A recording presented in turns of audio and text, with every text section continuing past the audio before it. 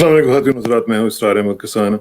ख़ातिन हज़रात, पाकिस्तान का मंज़रनामा और उसके ऊपर गुफ्तगू करने के लिए हमारा जो शो है, रेगुलर शो जो हुआ करता था, दी FBI शो, वो आज हम दोबारा से शुरू कर रहे हैं क्योंकि ब्रिगेडियर बिलाल साहब उसमें कहीं चले गए थे सैर करने के लिए, तो अब वो वापस आ गए। So the show is back now. तो आज बेसिकली हमने पाकिस्तान का जो मंज़रनामा है उसके हवाले से बात करनी है, ख़ास तौर पे जो जिस तरीके से पीडीएम की मूवमेंट चल रही है, जिस तरीके से उसके जो टायर था वो पंक्चर हो चुका हुआ है। अब उसमें आगे जाके क्या होगा, इसका ज़रा तज़किया करेंगे, सेनेट इलेक्शंस के हवाले से बात करेंगे। फिर आज एक बड़ा ही जानकाह किस्म का वाक़या हुआ है इस्लामाबाद में।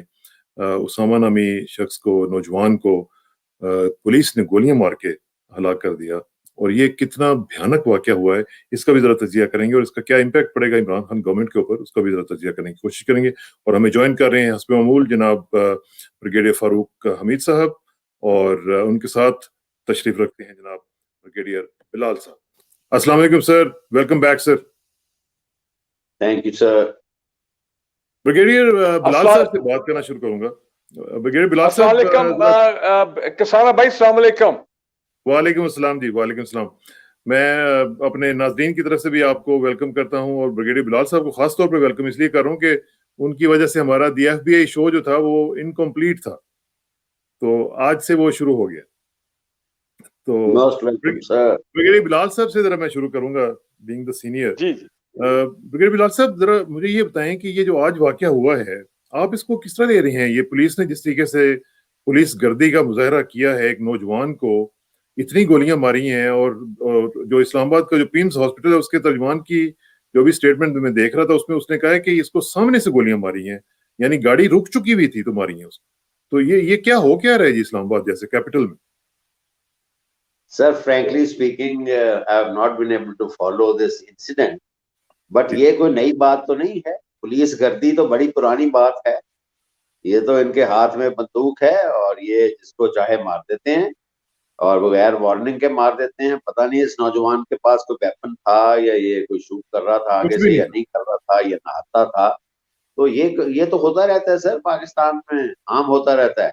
और थोड़ी देर तक मीडिया इस पे बात करेगा और फिर खामोशी हो जाएगी और इसको लोग भूल जाएंगे। एक इंक्वायरी कमीशन बन जाएगा और उसकी रिपोर्ट आ जाएगी छोटी मोटी और बात खत्म हो जाएगी। तो ऐसी चीजें तो होती रहती हैं। I have not been able to follow it. Farooq has been following it, तो Farooq will be better. Farooq भाई, फारूक साहब से मैं पूछता हूं, ब्रिगेडियर फारूक, आपका क्या ख्याल है इस हवाले से? ये इस्लामाबाद में right under the nose of prime minister government, कि नहीं उनको मतलब कोई पूछने वाला ही नहीं है कि जब चाहे जिसको चाहे वो उड़ा के रख दो? बिस्मिल्लाहिर्रहमानिर्रहीम। बहुत शुक्रिया इसरार किसाना भाई सर। पहले तो मैं आपको खराज तहसीन पेश करना चाह रहा हूँ। जो आपने चंद दिन पहले जो आपने वीडियो रिलीज की थी जिसमें आपने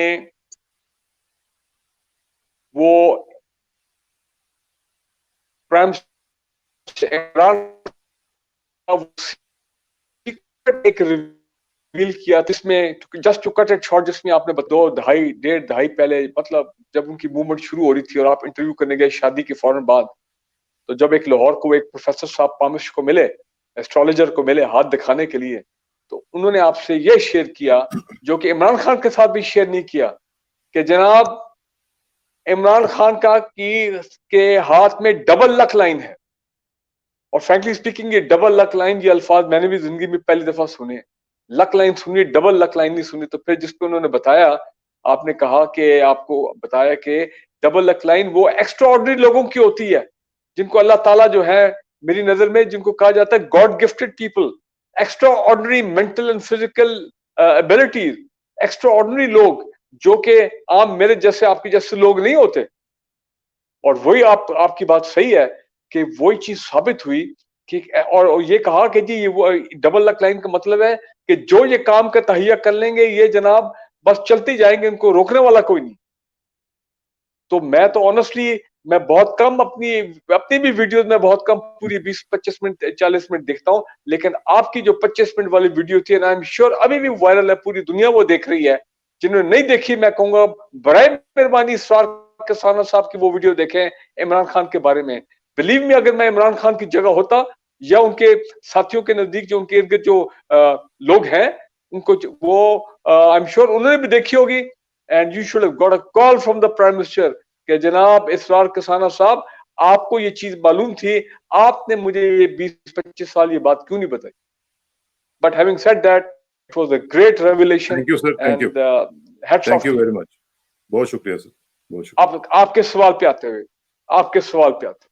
देखें जिस वक्त ब्रिगेडियर बिलाल साहब ने फरमाया, बिल्कुल पाकिस्तान में पुलिस गर्दी, थाना कल्चर, मारना पीटना थानों में, और उसके बाद ये जो फेक एनकाउंटर्स हो गए, जाली एनकाउंटर्स हो गए, जो कई दफा सियासी शख्सियात की बेहस पे भी करते हैं ये पुलिस वाले, खासकर पंजाब में भी है तो खैर सिंध में भी ये मामला आता है सामने।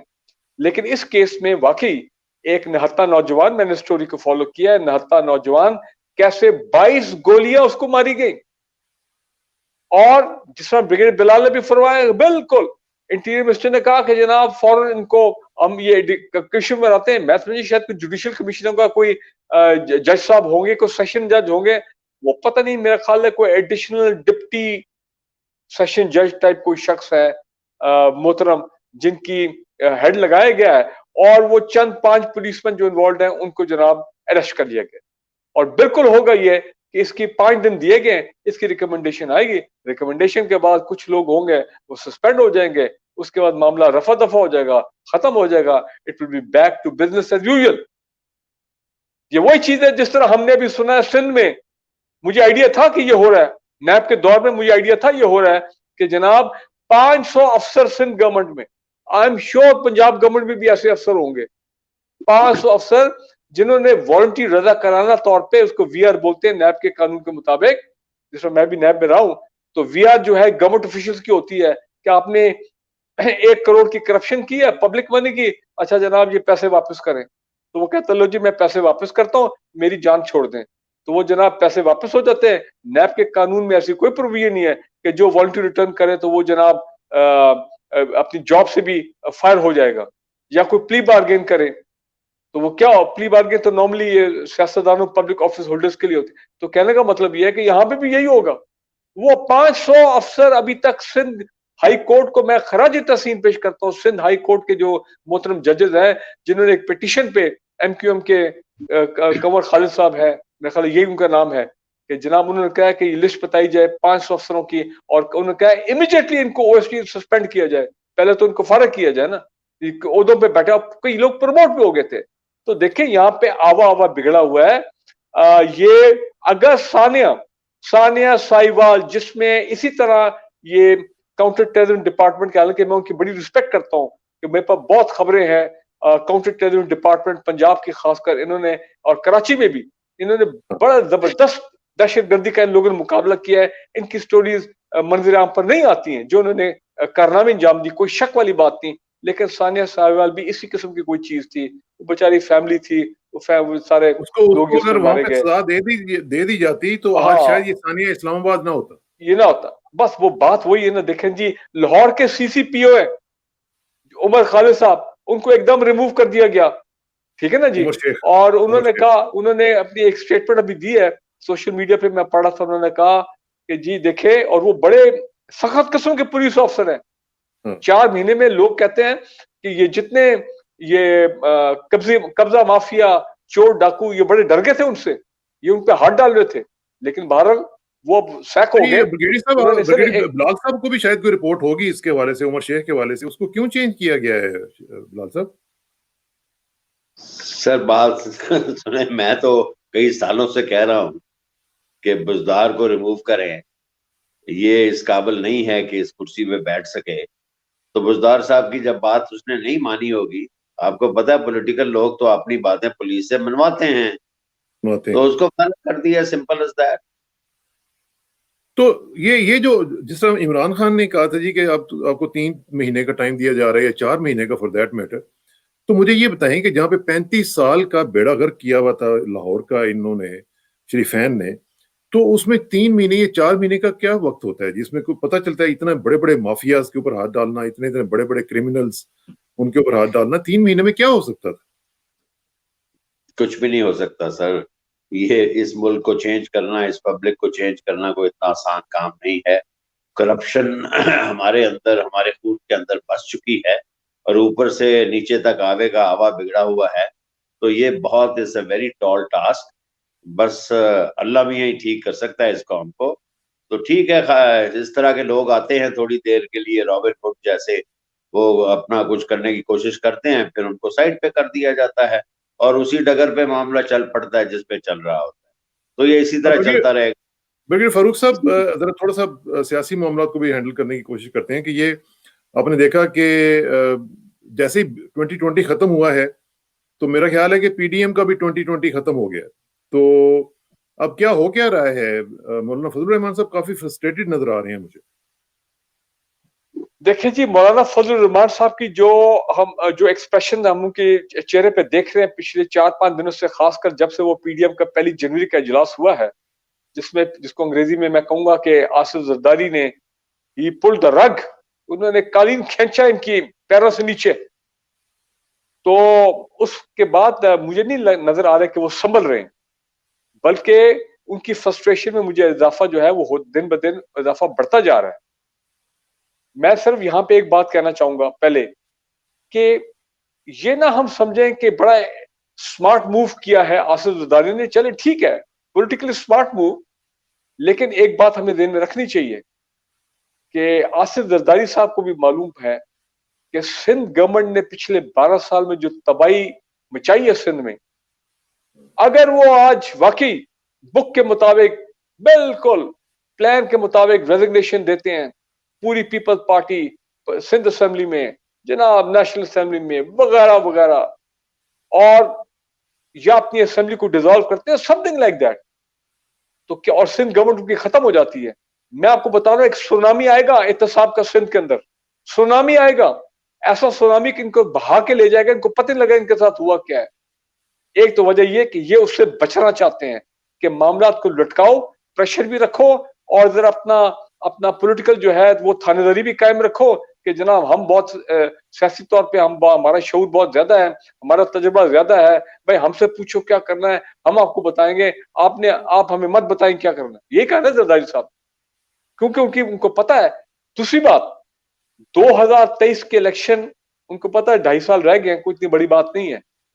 और मैं आपको एक बात बता दूं कि पीपल पार्टी के लोग, and not only people party, बाकी पॉलिटिकल पार्टी भी पीएमएलएन हो जाए, आई एम श्योर ये जब अगले इलेक्शन आएंगे तो बेशक उस वक्त ये तमाम गवर्नमेंट जो है वो एक केयर टेकर गवर्नमेंट आ चुकी है 3 महीने के लिए, लेकिन ये पब्लिक मनी के साथ इलेक्शन लड़ते हैं।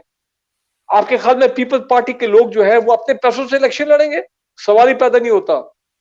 दे विल लॉन्डर द मनी, वो जो जिसको कहते हैं ना स्किम करेंगे, जो पब्लिक मनी है, ठेकों में जाली कॉन्ट्रैक्ट होंगे। इतनी खबरें थी कि इन्होंने इतने इतने अरबों खरबों के जाली कॉन्ट्रैक्ट किए, कुछ नहीं हुआ उसका। वो क्योंकि जारी बात है इनकी गवर्नमेंट वहां पे है, इनका कब्जा है वो पूरे तमाम निजाम पे। तो ये वही पैसा मेरा जो सिंध का जो टैक्स पेयर का पैसा है, उसी के जनाब से इन्होंने इलेक्शन लड़ना अगले 2023। तो ये चीज ध्यान में रखें। तो ठीक है, उन्होंने अब तक इमेज तो बना दी है, और फजलुर रहमान और मरीम नवाज जो है उनको बड़ा सेटबैक हुआ, नवाज शरीफ को बड़ा सेटबैक। और दूसरे देखें कैसा यू टर्न लिया पीडीएम ने, कैसा यू टर्न लिया। अब तो तीनों कह रहे हैं क्या नहीं हम बाई इलेक्शन में हिस्सा लेंगे, हम सेनेट इलेक्शन में हिस्सा लेंगे। और देखें कितना तजाद है, कितनी कॉन्ट्रडिक्शन है, कितनी मुनाफिकत है। और मुनाफिकत क्या है कि जिन असेंबलियों को ये कह रहे हैं कि ये जाली असेंबलियां हैं, ये सिलेक्टेड लोग हैं, ये उन्हीं असेंबलियों के ये इलेक्शन लड़ रहे हैं, बाई इलेक्शन, उन्हीं के बाई इलेक्शन लड़के उन्हीं असेंबलियों में अपने बंदे उनके लिए इलेक्ट कर रहे हैं। सो ये सब हिपोक्रेसी है, मुनाफिकत है। और मैं एक बात बता दूं, मौलाना फजलुर रहमान जो है ना, ये फौजी जबान में कहते हैं हाई जंप। ब्रिगेडियर साहब समझते हैं कि जब किसी सीनियर ने जूनियर को पनिश करना हो तो वो कहता है I will send you on a high jump. High jump का मतलब है कि बच्चू तेरी खैर नहीं। तो मैं आपको बता दूं, मौलाना फजलुर रहमान ने आज और कल 2 दफा कहा है कि जनाब जो लॉन्ग मार्च होगा और उसका जो धरने की लोकेशन होगी, जो राना सवाना ने भी कहा है कि वो इस्लामाबाद भी हो सकती है, पिंडी भी हो सकती है, और साथ वो और शरारतन का कि पिंडी में आपको पता कहां हो सकती है। देखें, दे डोंट अंडरस्टैंड कि ये रियासत से कोई शख्स नहीं लड़ सकता, कोई भी रियासत हो। मैं कहता हूं बनाना रिपब्लिक भी हो ना, तो वहां पे बनाना रिपब्लिक की जो रियासत है ना, उधर भी आप लोग उसके साथ लड़ नहीं सकते। रियासत रियासत होती है। तो लिहाजा मौलाना तो नहीं, फजल लेकिन रहमान, बिलाल साहब से पूछते हैं, बिलाल साहब अगर पिंडी आते हैं तो जिस तरह राना सनाउल्लाह साहब इशारा कर रहे थे, तो फिर जीएचक्यू का मुहासरा करेंगे, ये क्या करेंगे? मैं थोड़ा सा इसको एक्सप्लेन करना चाहूंगा बैकग्राउंड। Ji please. देखें, ये तो मैंने पहले दिन ही कह दिया था कि ये दो पार्टीज जो मेन है, नवाज शरीफ की पार्टी और पीपल्स पार्टी, ये साथ साथ नहीं चल सकते। और मौलाना जिसके पास अपनी भी सीट नहीं है, वो इनको कैसे हेड कर सकता है? तीनों इनकी ओपिनियंस डिफरेंट हैं और आपस में ये वेरी हैं एक दूसरे के। तो ये तो होना ही था जो हुआ है। तो पहले देखे इन्होंने प्लान बनाई 4 महीने की कि हम पहले ये करेंगे, पहले फिर ये करेंगे, फिर 13 तारीख को लाहौर जलसा करेंगे, फिर बेनजीर की बरसी करेंगे, उसके बाद हम लॉन्ग मार्च करेंगे, लॉन्ग मार्च के बाद हम इस्लामाबाद धरना करेंगे और फिर गवर्नमेंट गिर जाएगी। तो इनका एक मौलवी का एक आदमी है राशिद, या अरशद, मेरा ख्याल राशिद ही है, वो सिंध का रिप्रेजेंटेटिव है। राशिद उसने, सोमरो। हाँ जी, जी दैट्स राइट, उसने कहा जी कि मैं तो अपना ये हम अपना जलसा करेंगे।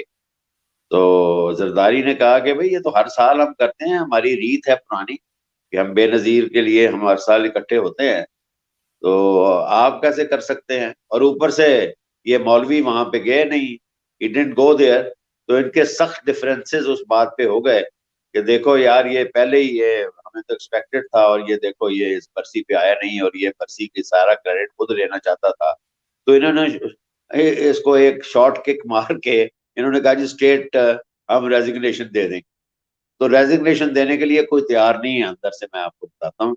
ये सारा एक टोपी ड्रामा था जो कि अभी जाहिर हो गया। सिर्फ सफदर का जो बड़ा भाई था उसने रेजिग्नेशन दिया और एक और बंदे ने रेजिग्नेशन दिया, और वो सीधा स्पीकर के पास पहुंच गया और इमरान खान ने कहा कि इसको आप मंजूर कर लो। तो उनको मुसीबत पड़ गई, वो जाके उसके पास कहते हैं नहीं नहीं हमने रेजिग्नेशन नहीं दिया। ये तो इनकी हालत है, ये इनका कैरेक्टर।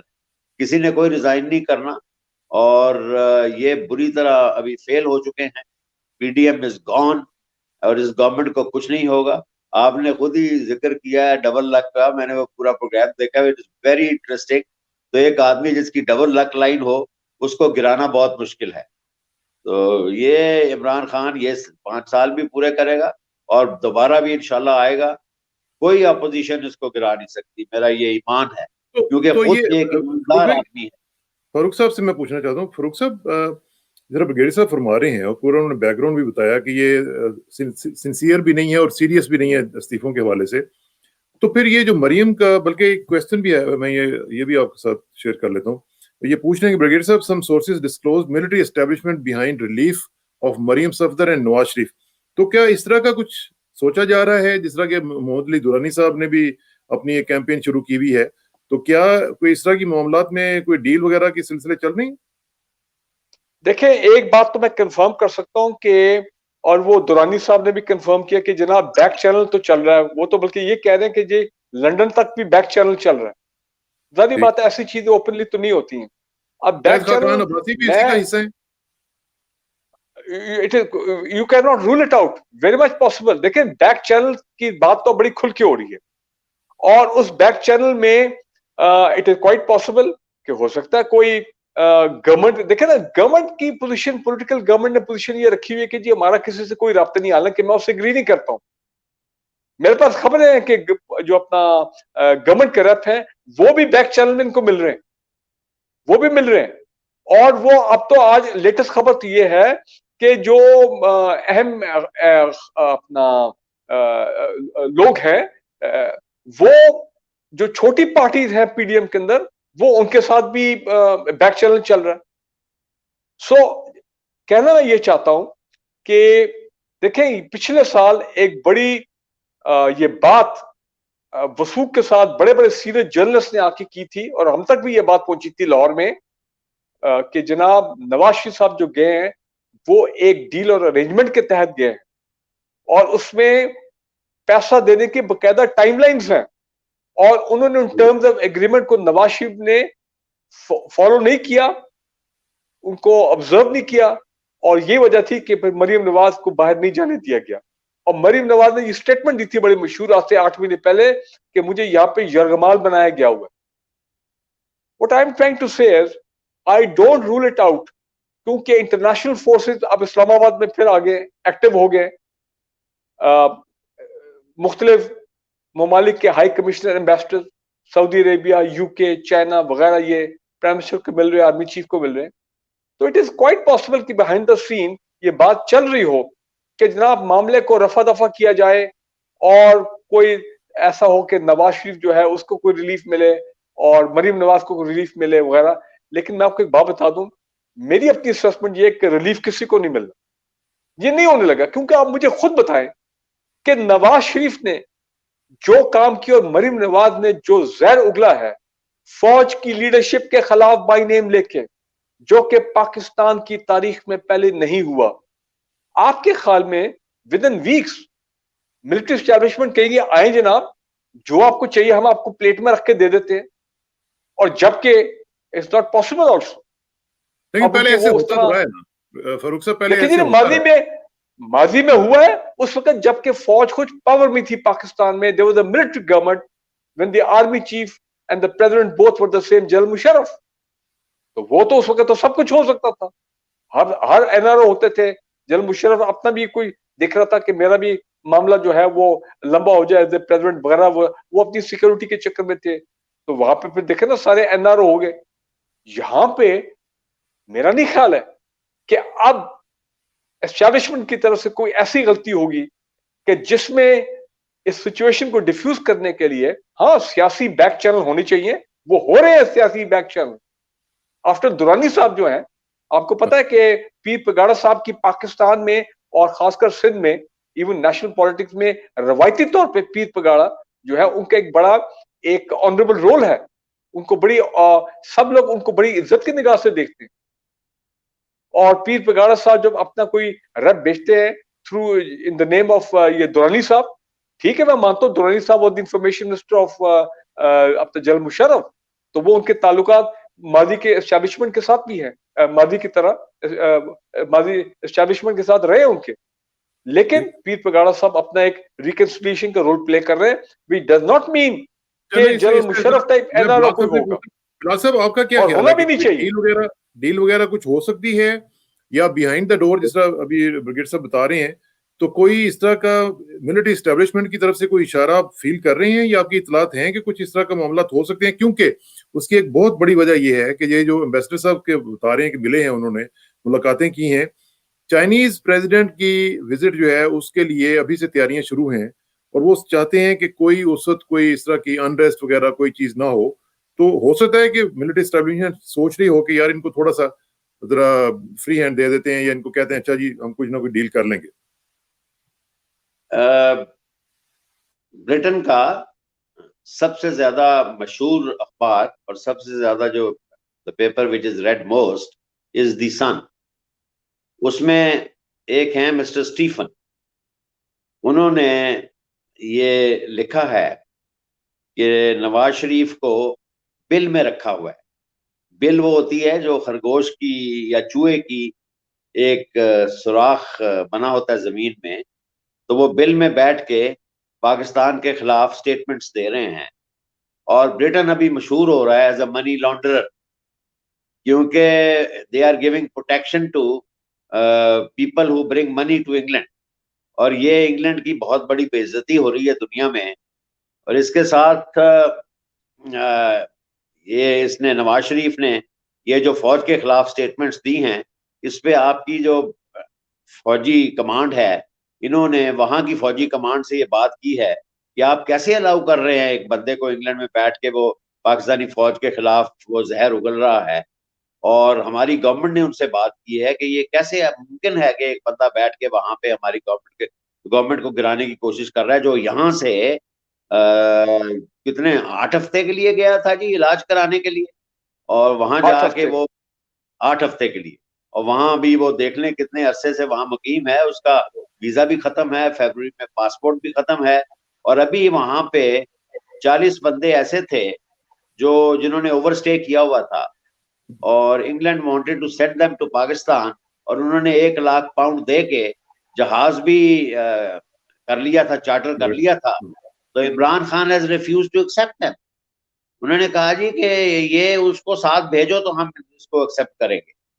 तो ये कभी भी गवर्नमेंट नहीं मानेगी, कोई डील नहीं होगा जब तक इमरान है, डील नहीं होगा। हो सकता है और फोर्सेस ऐसी मुल्क में हो, मैं नाम नहीं लेता उस फोर्स का, जो चाहते हो कि ऐसा कोई डील हो जाए, लेकिन ये शख्स जो है ये नहीं मानेगा और मुझे यकीन है कि डील नहीं होगा और इनको एक एक पैसा देना पड़ेगा। ये जो फारूक साहब ने अभी बताया है, ये काफी पैसे दे के गया था, क्लोज टू $1 बिलियन, और डील हुई थी उस वक्त, मेरा ख्याल है, पीपल आर सेइंग दैट।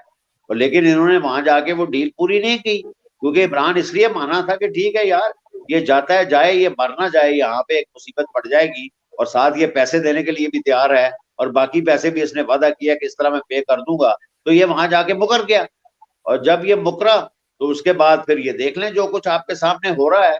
ये मुल्क के खिलाफ भी बात कर रहा है, फौज के खिलाफ भी बातें कर रहा है, भाजपा के खिलाफ नाम ले लेके बातें कर रहा है। ऐसा कभी हुआ है? तो ये अभी ब्रिटेन के लिए भी बड़ा मुश्किल हो गया है, और वो इसको अभी मेरा ख्याल है दे वुड लाइक कि ये किसी तरह उनकी जान छुट जाए। सऊदी अरब ने इसको एक्सेप्ट करने से इनकार कर दिया है।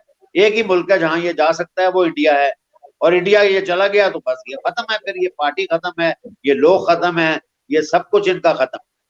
तो मेरा नहीं ख्याल कि वो इंडिया जाएगा अभी, लेकिन अगर उसके लिए सिचुएशन अनटेनेबल हो जाती है तो he will even go to India. अच्छा, यहाँ पे ये भी नौबत आ सकती है, ये भी नौबत आ सकती है। तो फारूक साहब, अगर ये नौबत आती है, अगर ये नौबत आती है कि वो इंडिया चला जाता है, तो मुझे ये बताएं कि फिर क्या होगा? फिर क्या इनकी पार्टी सरवाइव कर सकेगी इस तरह की कोई मूव? नहीं जी, पार्टी तो खत्म है, पार्टी तो कसाना भाई पहले ही इनकी पार्टी खत्म है। अभी जो इनको मार बैशिंग लाहौर में पड़ी है, आपने देखा है कि वहां पे मेरा ख्याल है कि मुझे कोई लाहौरिया नजर नहीं आ रहा था।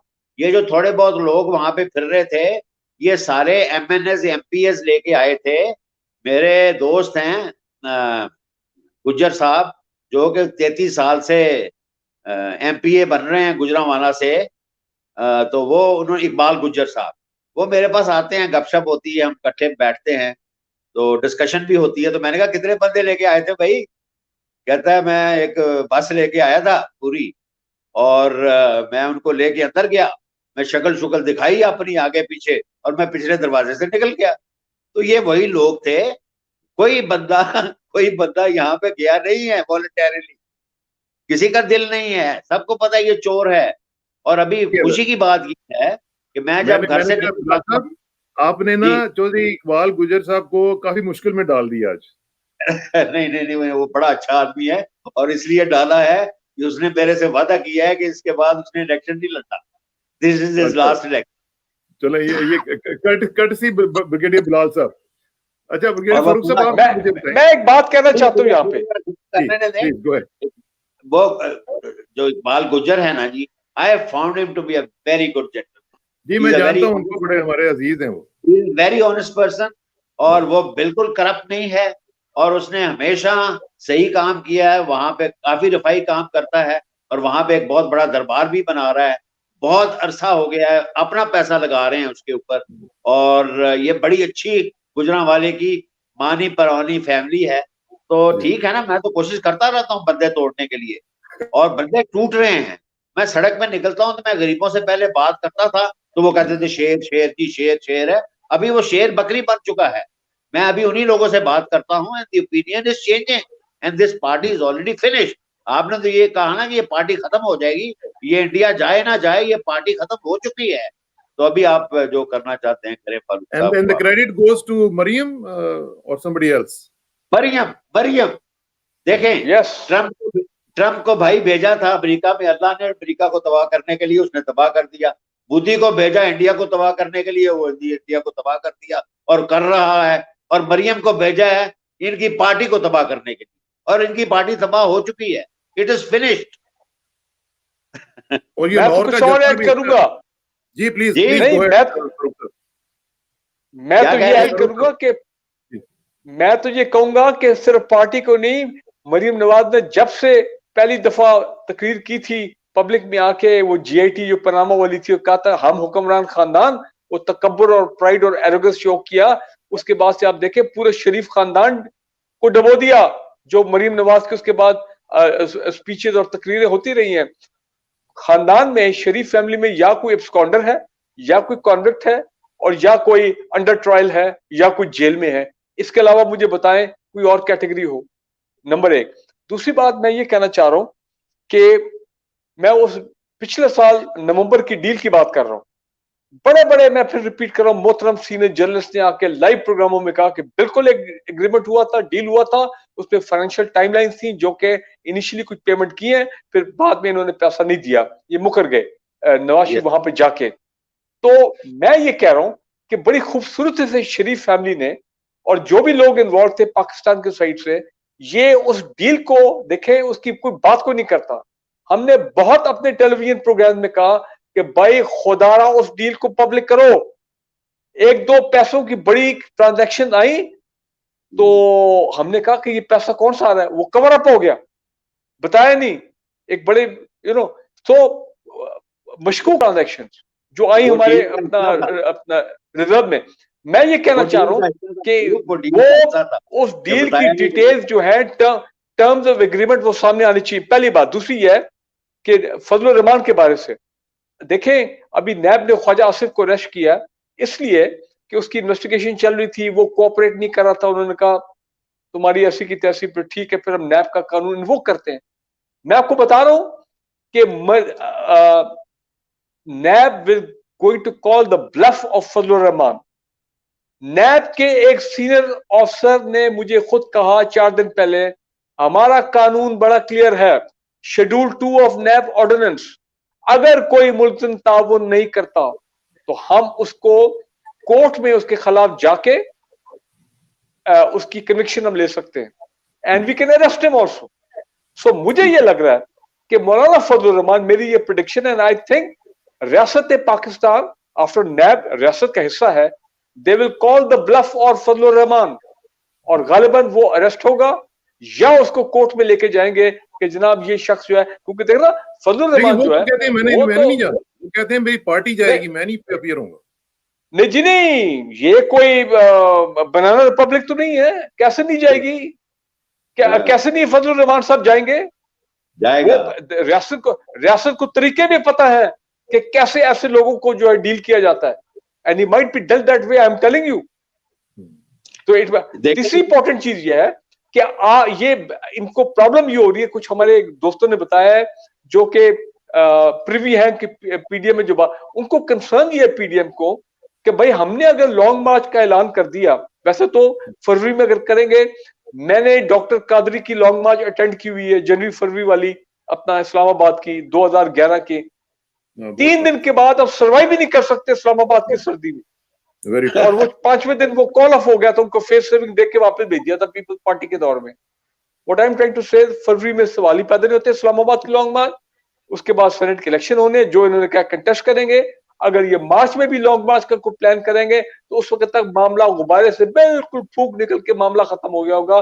पीडीएम विल बी इनकॉन्सिक्वेंशियल, उसकी कोई हैसियत नहीं रहेगी।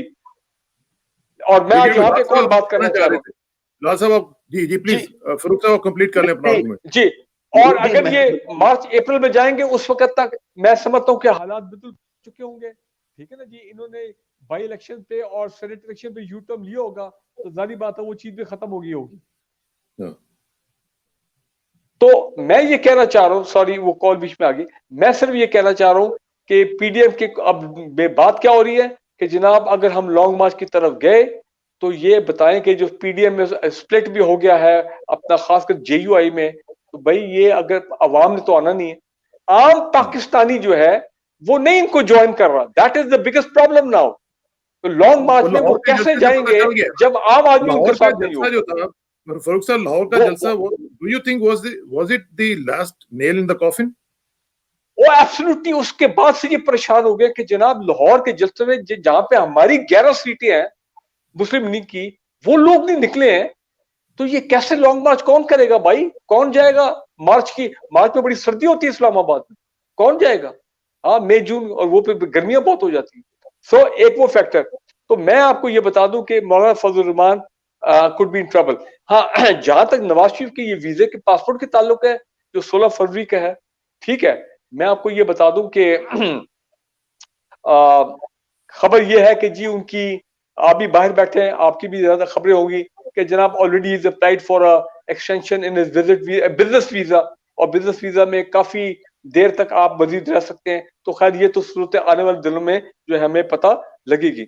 लेकिन इंपॉर्टेंट चीज ये है कि जो शेख रशीद ने एक बात किया, उसने कहा कि जी जो फौज के खिलाफ बात करेगा 72 घंटे के अंदर हम जो है FIR हो जाएगी। मैं ये कहता हूं, मैं ये इस किस्म की ये थ्रेट एम्प्टी है, ये बोगस थ्रेट है। और भाई आप FIR की बेतौकीदी करते हैं। अब इन्होंने मुफ्ती कफायत साहब है, मुफ्ती कफायत साहब का कैबिनेट ने अप्रूव किया है चंद दिन पहले, जो उन्होंने फौज के सीनियर अफसरों के बारे में जो बड़े गलत इस्तेमाल किए अल्फाज। मुफ्ती कफायत भी आपको पता बहुत बड़े फसादी आदमी है। आप मुझे ये बताएं कि मुफ्ती कफायत को उसको तो घंटे में अरेस्ट करना चाहिए था। तो ये FIR आप करेंगे सेडिशन की, ट्रीजन की, ठीक है ना जी, और उस पर अमल ना हो तो फिर लोग तो कहेंगे FIR को फाड़ के फेंक दो। तो अमल होना चाहिए। जब तक आप अमल नहीं करेंगे अपनी FIR।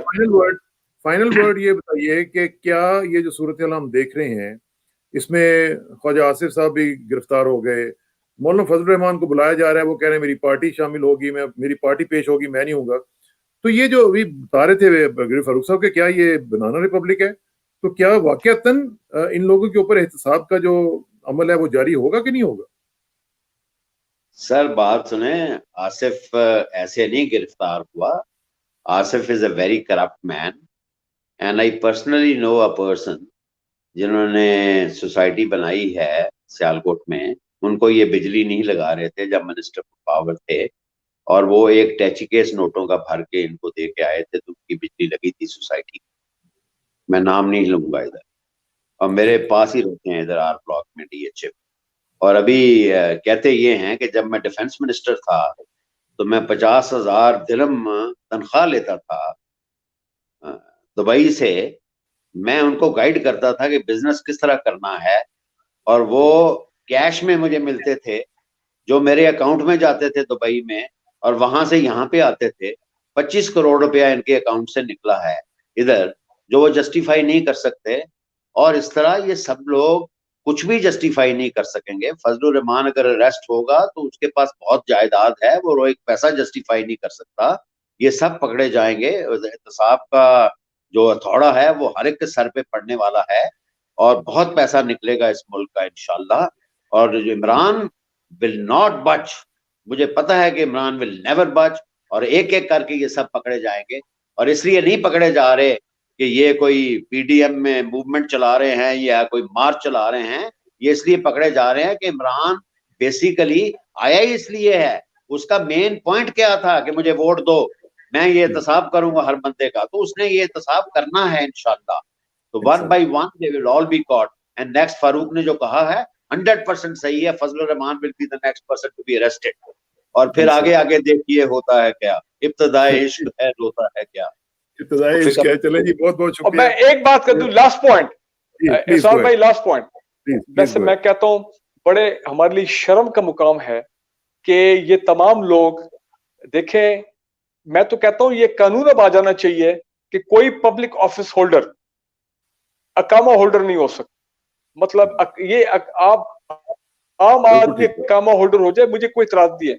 लेकिन अगर इस मुल्क का डिफेंस मिनिस्टर, इस मुल्क का फॉरेन मिनिस्टर, ये ख्वाजा आसिफ के पास ये होते थे ना, ये तो फेडरल मिनिस्टर, और अकामा लेके और फिर मनी लॉन्ड्रिंग करना, वही स्टाइल इसका भी, इनका भी वही स्टाइल है जो कि सागदार का था, जो अपना शहबाज शरीफ का था, हमजा था।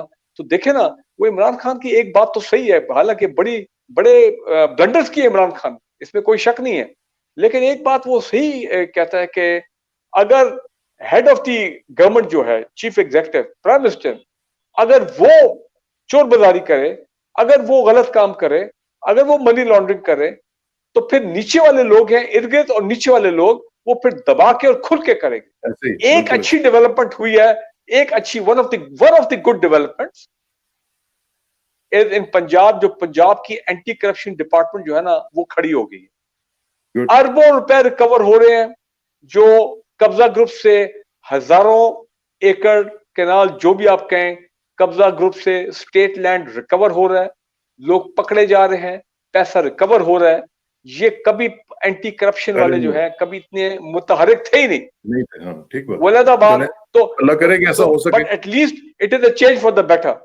बिल्कुल सही। और मैं एक और लास्ट बात कर दूं, 2021 मैं समझता हूं ये एक डिफाइनिंग ईयर है for prime minister Imran Khan, क्योंकि अब हालात जो है, कोरोना एक स्टेज पे आके रुक गया, अल्हम्दुलिल्लाह इसके बाद कम हो रहे हैं, इंशाल्लाह पूरी उम्मीद है कि ये बढ़ेगा नहीं, ये कंटेन होके और कम होगा as we go into 2021। This is the time, Pakistan की तारीख में कभी ऐसा नहीं हुआ, कितने सालों से हम देख रहे हैं कि हमारे कहते हैं सैकड़ों फैक्ट्रियां हमारी जो है जो बंद हो गई थी, लोग ले ऑफ हो गए थे फॉर गुड, वो सब की सब 3-3 4-4 शिफ्टों में, 4 शिफ्टें तो हो ही नहीं सकती हैं, बहरहाल मैं 4 शिफ्टें कहता हूँ, 4 शिफ्टों में काम कर रही हैं, workers are coming back, exports आपकी बढ़ रही हैं।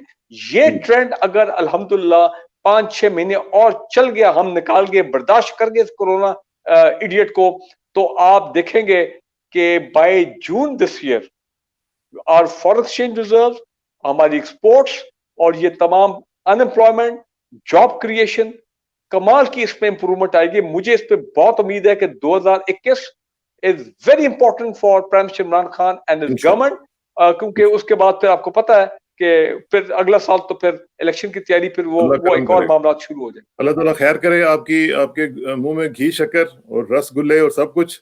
आपका बहुत बहुत शुक्रिया ब्रिगेडियर बिलाल साहब, आपका बहुत शुक्रिया, ब्रिगेडियर फारूक साहब आपका बहुत शुक्रिया।